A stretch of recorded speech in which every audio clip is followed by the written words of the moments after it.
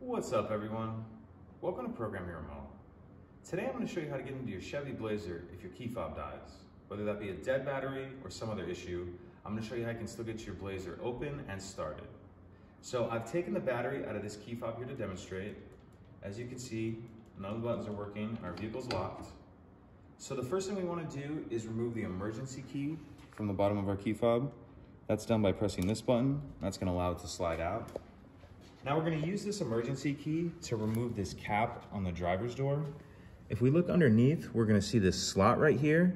You want to push that key all the way up in that slot. Then you're going to pull the door handle open and kind of just wiggle this back and forth. Then once you get it off, just go ahead and set it to the side.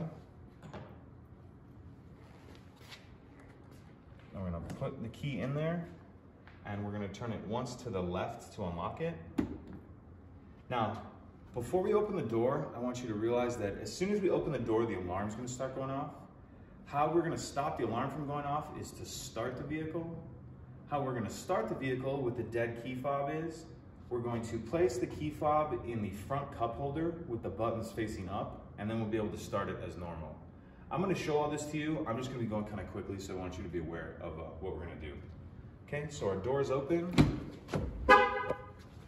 Alarm's going off. Get in.